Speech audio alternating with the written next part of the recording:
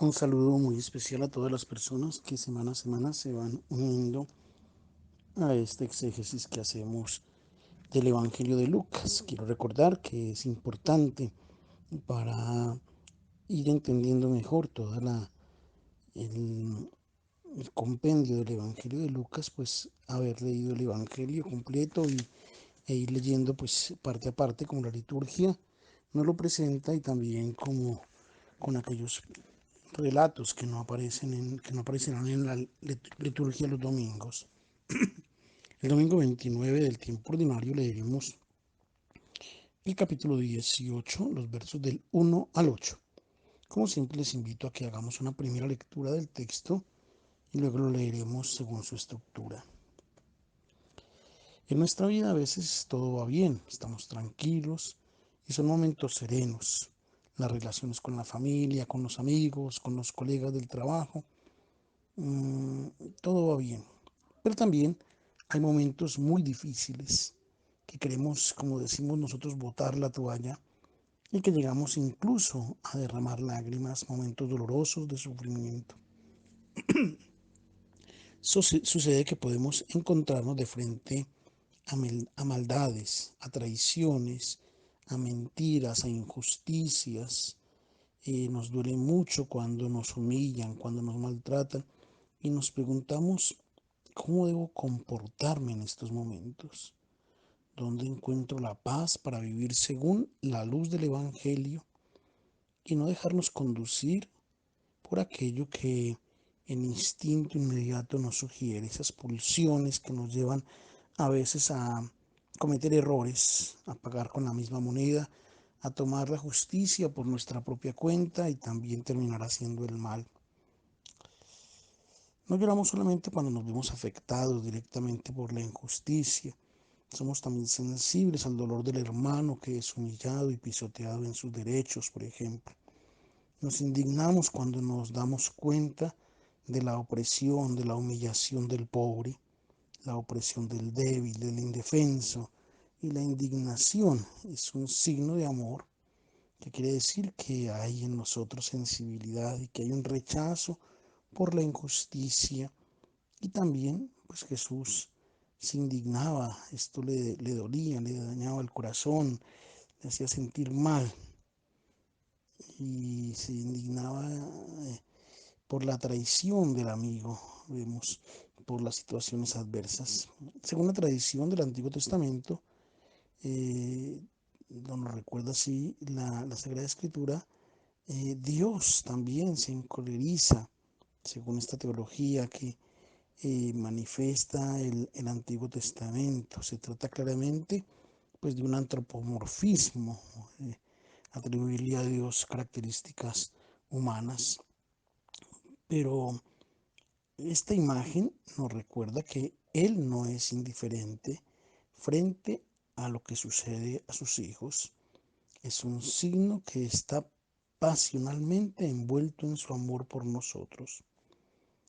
¿Cuál es el peligro que corremos en estos momentos de inconformidad? Es aquel de perder el control por nuestra indignación. Mientras Dios y Jesús transformaron la ira y la indignación en intervenciones de amor, nosotros fácilmente nos volvemos agresivos y entonces en cambio de curar el mal le añadimos más mal. ¿Qué hacer para gestionar bien la indignación? Jesús nos da una sugerencia. Leamos el primer verso nuevamente. En las diferentes Biblias encontramos diferentes traducciones de este primer verso. Algunas dicen que Jesús contó una parábola para entender la necesidad de orar siempre y sin cansarse, para no cansarse nunca, para no desfallecer, como una invitación a orar mucho en el sentido de recitar oraciones. Una traducción más fiel sería la necesidad de orar siempre para no hacerse malvado, para no caer en el mal.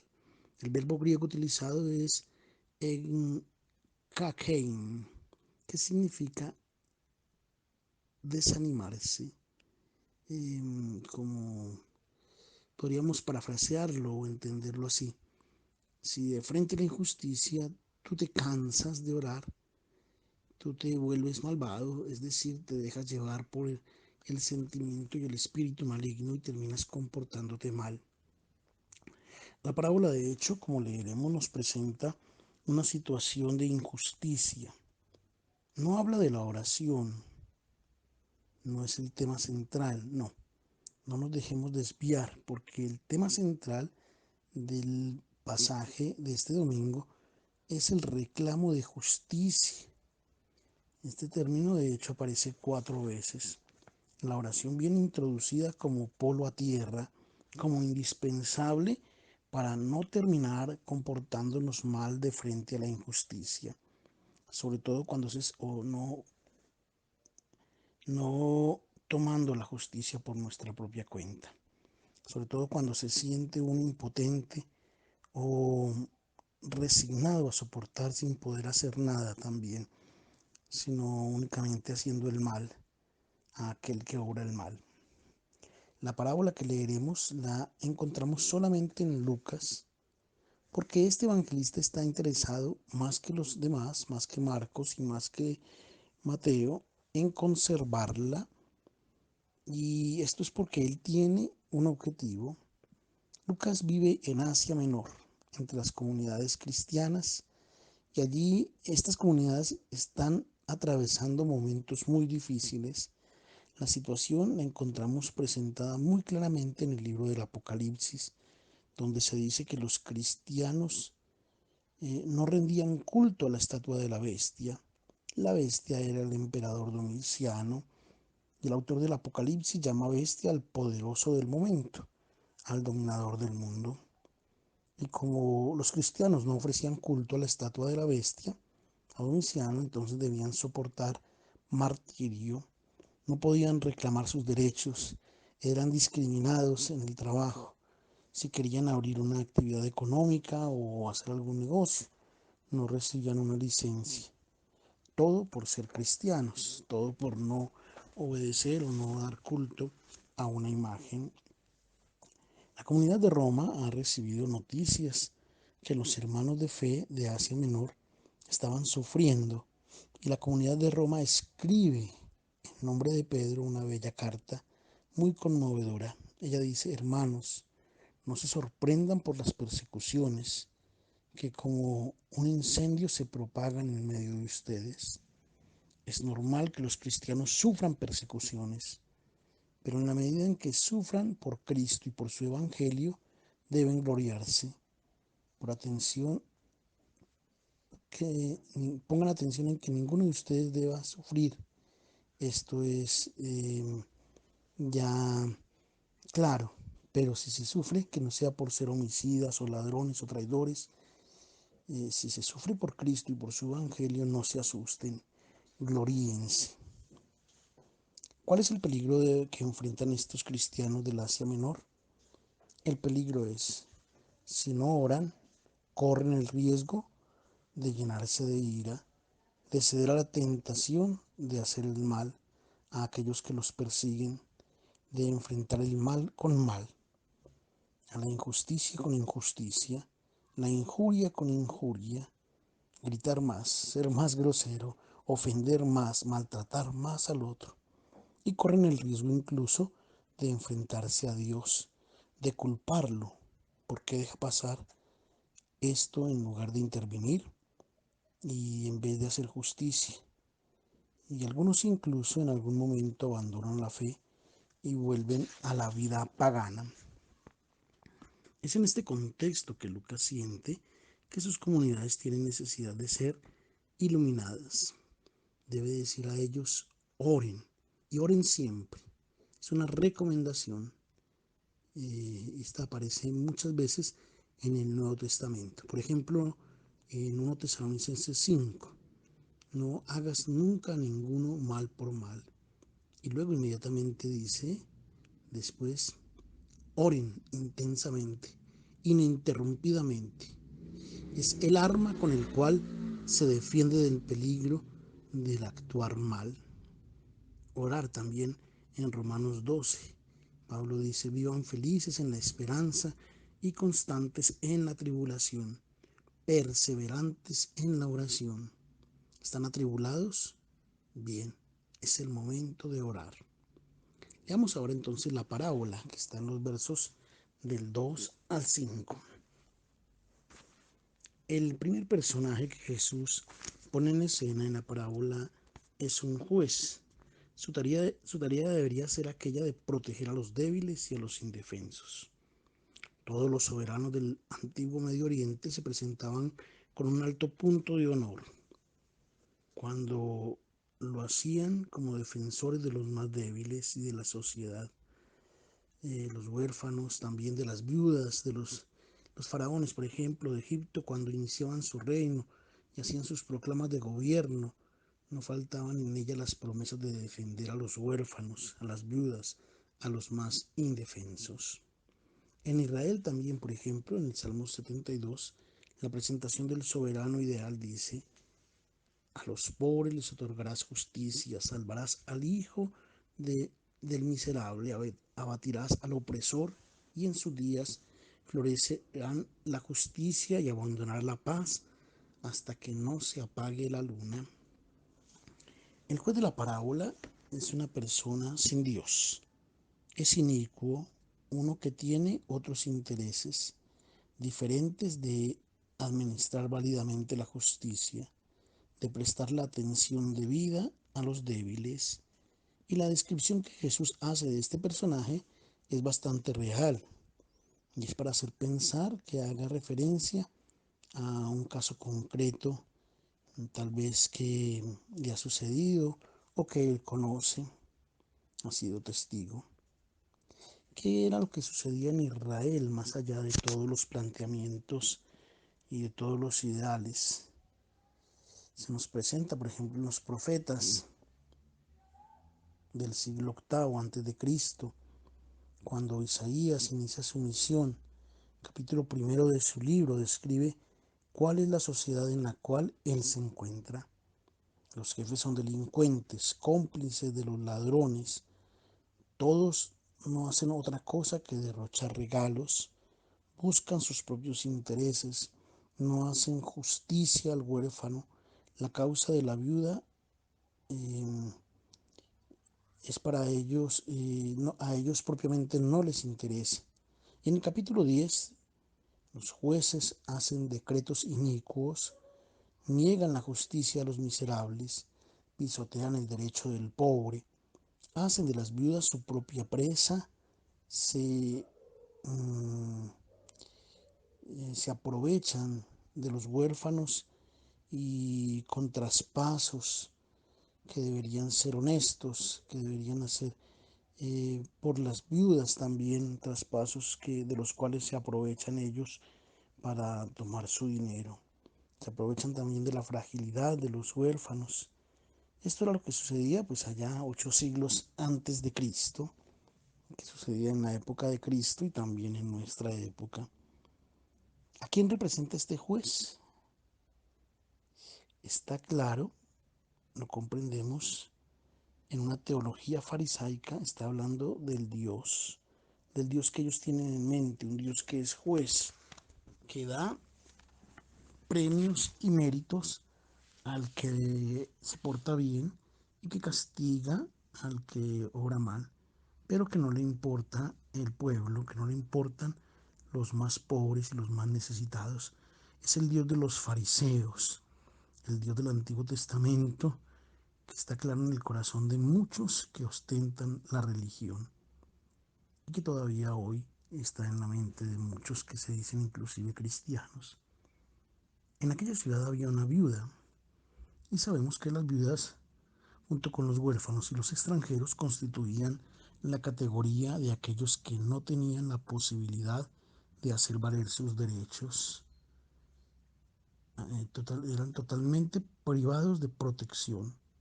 Los huérfanos no tenían padres, la viuda no tenía marido, los extranjeros no tenían quien viera por ellos, quien protegiera a estas personas más débiles. No, los jueces pues definitivamente no podrían ser y ellos buscaban era cómo aprovecharse de ellos. El Salmo 68 dice que el protector de estas personas, huérfanos, viudas, extranjeros, es Dios, Padre de huérfanos, defensor de viudas. La situación en tiempo de Jesús nos la dice mismo Jesús. Cuídense de los escribas que les gusta pasearse con amplios ropajes, recibir saludos, que les hagan reverencias por la calle, las primeras sillas en la sinagoga y devoran los impuestos de las viudas. ¿Qué cosa le debió haber sucedido a esta viuda, a la de la parábola? Seguramente estuvo engañada en un traspaso de herencia, había sido víctima de algún engaño o le habrían retenido y demorado su causa. No sabemos, pero ciertamente había tenido alguna injusticia y ninguno le daba solución. Es muy importante identificar quién es este personaje, porque Jesús está invitando a su comunidad a comprender quién es esta viuda que pide justicia. Las viudas al tiempo de Jesús no iban donde los jueces. Estos eran hombres malos, los que iban donde los jueces, pues eran buscando también como sobornos o como comprarlos y que ellos se pusieran de su parte. La viuda no tenía marido y no podía ir ella, las mujeres no podían ir. Debía ir algún hijo, algún sobrino, alguna persona, algún familiar. Ellas no podían ir donde el juez tenía que ser siempre un hombre. ¿Por qué Jesús dice que va una viuda a pedir justicia al juez? ¿Quién es esta viuda? Si leemos la Sagrada Escritura sabemos a quién está referido, a quién está refiriéndose Jesús y también Lucas. Cuando Israel fue humillado y oprimido, sufrió la opresión e injusticias, no pudo salir adelante, fue llamado la viuda, el pueblo de Israel. Israel era como una de las viudas, oprimida. El libro de las lamentaciones así nos lo dice.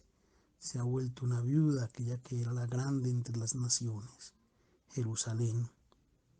Ahora entonces es claro a quién hace referencia la parábola.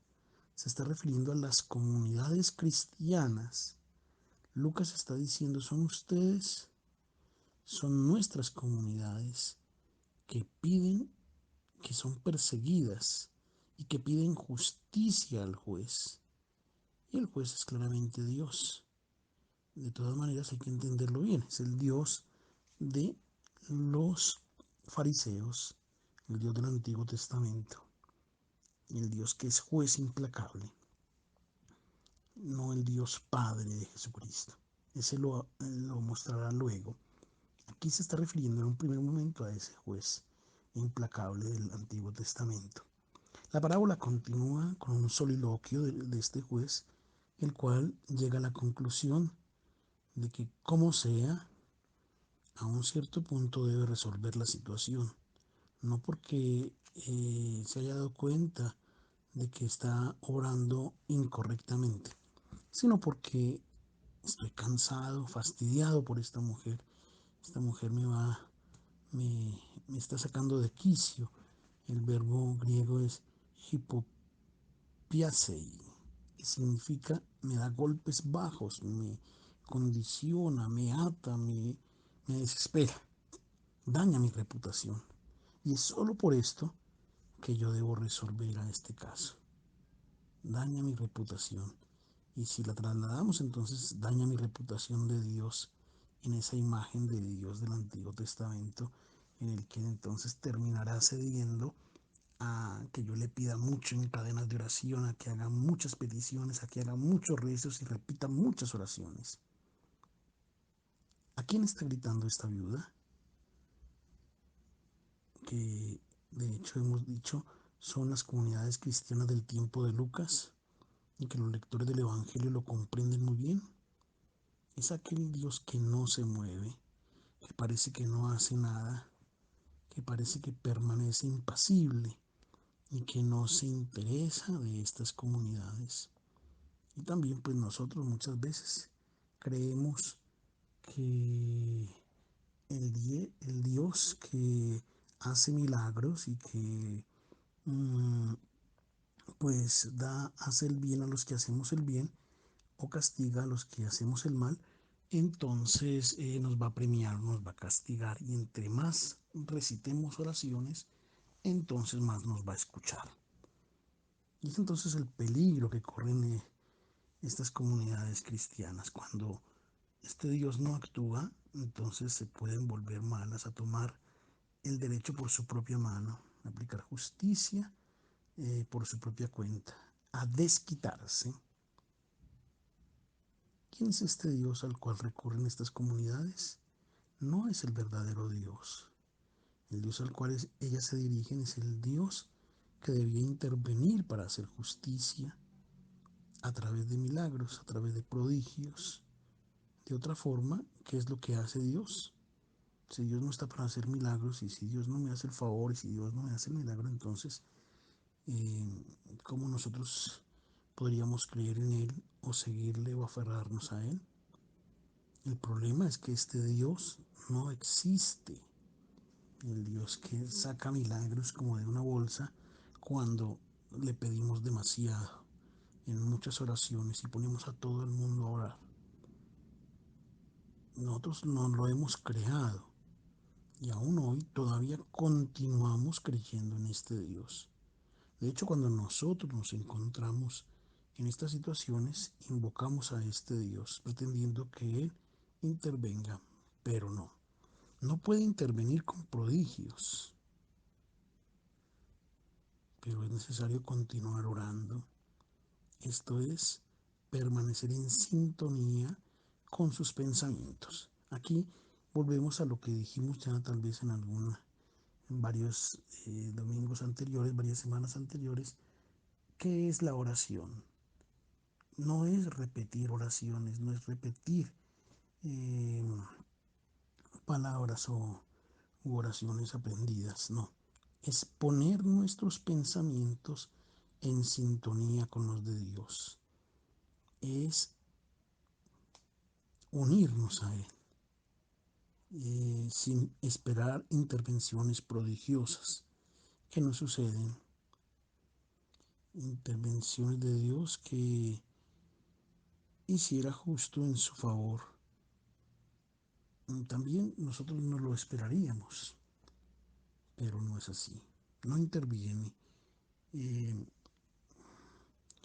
así como nosotros queremos. No podemos manipular a Dios creyendo que por muchas novenas o por muchas cadenas de oración o por muchas oraciones recitadas o por muchas misas, entonces Dios tenga que hacernos el milagro que esperamos. Lo importante es estar atentos a acoger sus designios.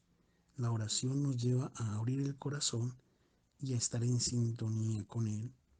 Cuando se presenta la oportunidad de colaborar en el nacimiento de un mundo nuevo, entonces estamos listos para hacer lo que Él se espera de nosotros. ¿Qué es lo que sucede entonces cuando se ora?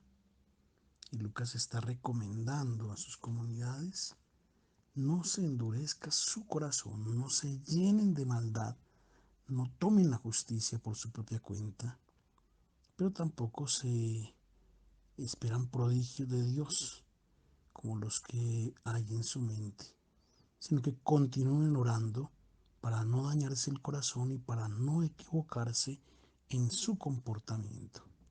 El que ora permanece en contacto constante con el pensamiento y sentimientos y proyectos de Dios. Y entonces logra ver las cosas como las ve Él. Este es el milagro, poder ver las cosas, las personas como las ve el Señor. En un ejemplo podría ser de un enemigo, una persona que nos cae mal, que no la podemos pasar, que por alguna circunstancia no la podemos ver. Y hacemos esta imagen de subirnos a la cruz y de mirarla con los ojos de Dios, no con nuestros propios ojos. Entonces vamos descubriendo que esa persona también necesita de Dios, también esto, y empezamos a verla de una manera diferente. Esto es lo que hace la oración, un cambio en nosotros y no un esperar que Dios obre prodigios. La oración nos mantiene atentos a acoger el momento en el cual podemos llegar a cambiar las cosas. Recordemos el capítulo 5 del Apocalipsis, cuando el vidente, el autor, comienza a llorar porque ve la injusticia y no comprende qué sentido tiene, porque Dios no interviene. Este vidente del Apocalipsis es invitado a subir bien alto y a mirar desde arriba las cosas, y entonces las ve como las ve Dios. Esto es lo que hace la oración. Nos lleva a ver las cosas, nos lleva arriba, nos pone en alto para ver las cosas como las ve Dios. La situación dolorosa que nosotros estamos viviendo, como la ve Dios.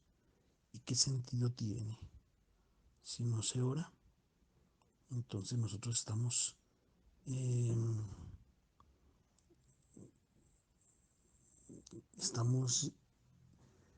como llamados o como de una u otra manera encaminados a orar el mal, a llenar nuestro corazón de resentimientos o de actitudes perversas que pueden dañarnos o manchar nuestra vida. Si no se permanece en la oración, más allá de dañar el corazón, también se corre otro peligro, un peligro muy grande. Por eso la insistencia es a permanecer en la oración. Leamos la segunda parte del texto, de los versos 6 al verso 8. Es el Señor el que ahora toma la palabra, ya no es la parábola. Ahora el Señor Jesús toma la palabra y dice, en el Evangelio de Lucas dice el Señor, bueno, hay que entender primero que cuando en el Evangelio de Lucas se dice el Señor, se entiende al resucitado. Lucas está diciéndole a las comunidades que sufren persecuciones y a nosotros hoy, cuando nos encontramos en situaciones dolorosas de sufrimiento y de injusticia, escuchen qué es lo que nos dice el resucitado. Dios, y ahora sí, estamos hablando del Dios de Jesucristo, el Dios que es Padre, el Dios que nos ama a todos como hijos, buenos y malos, no hará seguramente justicia a sus elegidos que gritan día y noche a Él. Es hermosa esta expresión que viene, que emplea Lucas para dirigirse a nosotros hoy y a los cristianos de las comunidades de Lucas. Somos sus elegidos. Esto es, aquellos que nos hemos dejado envolver de la propuesta del Evangelio. Y entonces no podemos no actuar. No podemos tampoco actuar como hacían los paganos de frente a la injusticia, desquitándonos. No. Aquí está la respuesta. Si les digo que Él hará justicia a ellos prontamente, la mejor traducción sería tal vez la de la expresión griega en podría ser inmediatamente. O también, mejor incluso, hará justicia de improviso, cuando menos te lo esperes, de la manera en la cual tú no te lo esperabas, pero Él hará justicia. No como tú la quisieras hecha a tu forma. Los discípulos le dicen, mandemos bajar fuego sobre estas ciudades que no te aceptan y que no te reciben. Le dicen a Jesús, esto es Juan y Santiago. No, no es la forma de hacer la justicia del Señor. Hace justicia de acuerdo a su corazón. La hará, sí, ciertamente, de improviso, pero según su forma de ser. Esta es la razón por la cual debes mantenerte siempre en oración. Este es el diálogo con Él, en la escucha atenta de su palabra, porque la oración te mantiene en la disposición justa para encontrar el momento en el cual Dios te pone delante la oportunidad de dar inicio a un mundo nuevo. Y después dice, le dará largas. La expresión griega es kai makisemei epautois, que traduciría más algo así como, aunque si te hace esperar por un buen tiempo, ten en cuenta que puede durar esta espera, que puede dar largas, pero Él hará justicia. Tú confía en aquello que te dice el resucitado.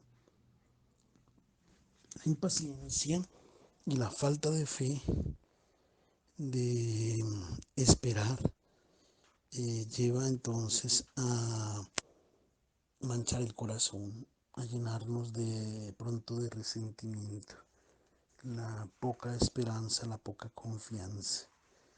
Y muchos pues abandonan la fe. Muchos creyentes corren este peligro que termina siendo el peligro más grande, perder su fe. Entonces no solamente el que deja de orar, el que deja de confiar en el Señor, no solamente puede manchar su corazón, sino que además puede perder la esperanza, darse por vencidos, volver a la vida pagana, diciendo pues era un buen sueño aquel de Jesús, pero no me puedo fiar. El único antídoto contra la falta de esperanza es la oración, que te mantiene unido al pensamiento de Dios. En tiempos como los que vivimos, donde tantas personas le dan la espalda a Dios, donde hemos sufrido tantas situaciones que manchan nuestra fe, que manchan nuestro corazón, tantas injusticias que pueden dañar nuestro corazón, hacernos malos, hacernos malvados.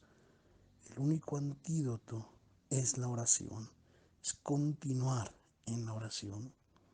La última frase del resucitado, el Hijo del Hombre cuando venga encontrará fe en la tierra. Algunos lo han interpretado como diciendo tal vez que al final de los tiempos, cuando todo acabe, que si habrá fe, que si habrá alguno que otro creyente en la tierra que tenga fe. Pero no es este el sentido de lo que dice Jesús en la conclusión de la parábola y del texto de hoy. Él está diciendo, Dios intervendrá ciertamente para hacer justicia, pero cuando Él venga, tú debes estar preparado. No dejes de estar preparado. Debes estar preparado manteniéndote en la oración, porque puede darse que Él llegue y no te encuentre bien preparado. Un feliz domingo para todos.